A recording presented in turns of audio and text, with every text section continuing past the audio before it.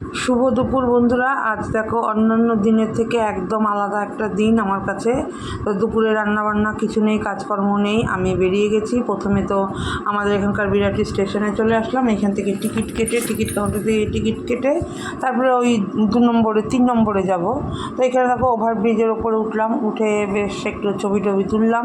তো আমার এই ওভারব্রিজটা দেখে মনে পড়ে যায়, আমরা যখন ছোট ছিলাম তখন আমার বাবু আমাদেরকে ট্রেন দেখানোর জন্য আমাকে আর আমার ভাইকে এই ওভারব্রিজের এখানে নিয়ে আসতো। তো সেখান থেকে আমরা ট্রেন দেখতাম। তারপরে দেখো বলতেই ট্রেন ঢুকে গেছে।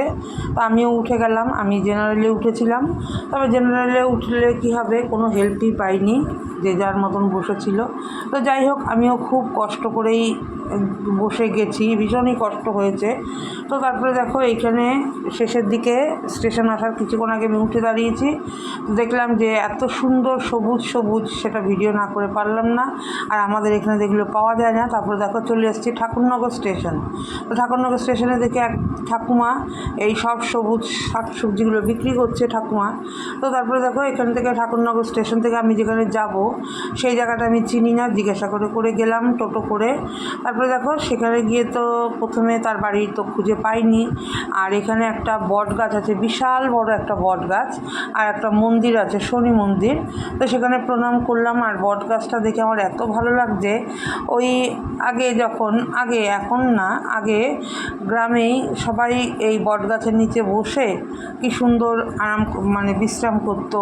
পথিকরা রোদ্রে তেতে পুড়ে বট গাছের নিচে বসে থাকতো।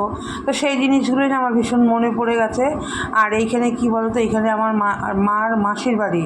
ছোটোবেলায় আমি এই জায়গাটা অনেকবার এসেছি, তবে অনেক চেঞ্জ হয়ে গেছে। কোথায় মার মাসির বাড়ি, কোথায় কী কিছুই বলতে পারবো না। তো আমি তো এসেছিলাম এখানে একটা দিদিভাইয়ের কাছে দরকারে ফেসবুক সম্পর্কে। তো সেই দিদিভাই আর এখন এইগুলো করে না, দিদিভাইয়ের ছেলে আমাকে বলল। তারপরে কী করলাম, নিরাশ হয়েই ফিরে আসলাম। আর প্রচণ্ড রোদের মধ্যে তো আমি বেরিয়েছিলাম, এত শরীর খারাপ হয়ে গেছে কি বলবো। যাই হোক, কাজটাও হলো না, আবার এদিকে শরীরটাও খারাপ হয়ে গেল। তারপরে দেখো এখানে কাজটা যখন হলো না, তো কোথাও বেশিক্ষণ ওয়েট করলাম না, কারণ এখানে তো আমি কারোকে চিনি না, আর কেউ আমার জানাশোনাও নেই। তো চলে এসেছি। দেখো আবার এই ঠাকুরনগর স্টেশনটা তোমাদেরকে দেখাচ্ছি প্ল্যাটফর্মের উপরে। আর এখানে চলে আসলাম, ট্রেন অ্যানাউন্স হয়ে গেছে, ঢুকবেই। তারপরে দেখো এইখানে এই ঠাকুরনগরটা হচ্ছে ফুলের জন্য খুবই বিখ্যাত। তো আমাদের সব এই বাজারে যারা পাইকারি ফুল বিক্রি করে আমাদের কাছে, তারা এখান থেকে এসে ফুল নিয়ে যায়। তো এখানে সবাই দেখলাম ফুল নিয়ে বাড়ি ফেরার পথে যাবে, বাড়ি ফিরবে, ট্রেনের জন্য দাঁড়িয়ে আছে। তো আমাদের যে ট্রেনটা আমি আসলাম সেই ট্রেনটার মধ্যেই তারা উঠেছিল। তো তারপরে দেখো সন্ধ্যেবেলা আমি আর বাড়ি যাইনি, এইখানেই থেকে গেছি। মা বলছে আর যেতে হবে না, তাপসিও বলছে আজকের দিনটা থেকে যাও। তো এখানে থেকে গেলাম। তারপরে দেখো সন্ধ্যেবেলা আমার ভাই ওরা সবাই, ওদের একটা বার্থডের অনুষ্ঠান আছে, সেখানে ওরা যাবে। তো ওরা রেডি হয়ে তো বেরিয়ে যাচ্ছে। আর আমার ভাইপোটা কোথাও গেলে ভীষণ বিরক্ত করে, আর আমার ভাই না ভীষণ রেগে যায় ওর ওপরে। তো যাই হোক, সোনা বাবা করে ওকে তো পাঠানো হলো। আর এদিকে দেখো ওরা রাস্তায় এসে সব গাড়ি টাড়ি তো রেডি করে রেখেছে ভাই, এবার এক এক করে উঠে গেল। তো আমিও ওদেরকে টাটা বাই বাই জানিয়ে আমিও চলে আসলাম, আর ওরাও বেরিয়ে গেল। তারপরে ওরা কখন এসছে কি এসছে আমি কিছু জানি না, আমি এতটাই টায়ার্ড ছিলাম, গিয়ে কোনো রকম খাওয়া দাওয়া করে আমি শুয়ে পড়েছি।